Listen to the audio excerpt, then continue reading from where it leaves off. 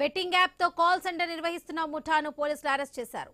రాయచూర్ కేంద్రంగా call centre నిర్వహిస్తున్నారని Cyberabad cyber crime DCP Sai Sri తెలిపారు. కూకట్పల్లి నుంచి ఇద్దరు అకౌంట్లు ఓపెన్ చేసి బెట్టింగ్ యాప్ కు వాడుతున్నట్లుగా సమాచారం. సత్యనారాయణ వర్మ అనే వ్యక్తిని అరెస్ట్ చేశామని కూడా తెలిపారు.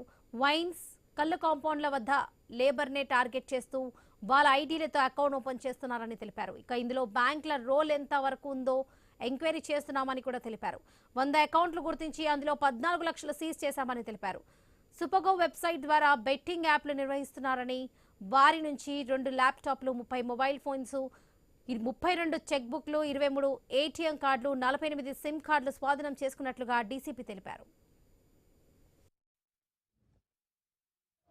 సైబర్ క్రైమ్ కలిసి ఒక క్రెడిబుల్ ఇన్ఫర్మేషన్ మీద ఒక బెట్టింగ్ యాప్ నిర్వహిస్తున్న ఆర్గనైజర్స్ని మనం ఇచ్చేయడం జరిగింది. సో దీంట్లో చూస్తే మీరు మనము 32 check books, 23 ATM cards, 48 SIM cards and అట్లానే 30 మొబైల్స్ సీజ్ చేయడం జరిగింది.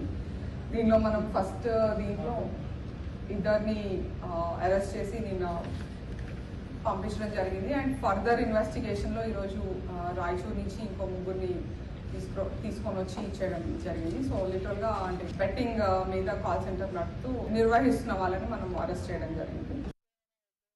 ఒక ఇద్దరు వ్యక్తులు ఇక్కడ నుంచి మనకు కేబీహెచ్ నుంచి అకౌంట్స్ ఓపెన్ చేపిస్తారు. అకౌంట్స్ మామూలుగా ఎవరి దగ్గర అంటే ఈ లేబర్ అడ్డాలకు వెళ్ళి, తర్వాత ఈ వైన్ షాప్స్ దగ్గర, తర్వాత కళ్ళు కాంపౌండ్ దగ్గర ఉన్న వాళ్ళతోటి మనకు వాళ్ళ దగ్గరికి వెళ్ళి వాళ్ళకి కొంచెం చిన్న అమౌంట్, ఒక 1000 అమౌంట్ ఇస్తే వాళ్ళతో పాటు వాళ్ళ ఐడి ప్రూఫ్ తీసుకొని అకౌంట్ ఓపెన్ చేపిస్తున్నారు.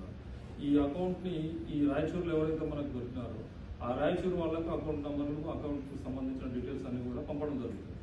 పంపిన తర్వాత వాళ్ళు ఆ అకౌంట్స్ యూజ్ చేసుకొని అన్ని బెట్టింగ్ యాప్స్కి యూజ్ చేసుకుంటారు.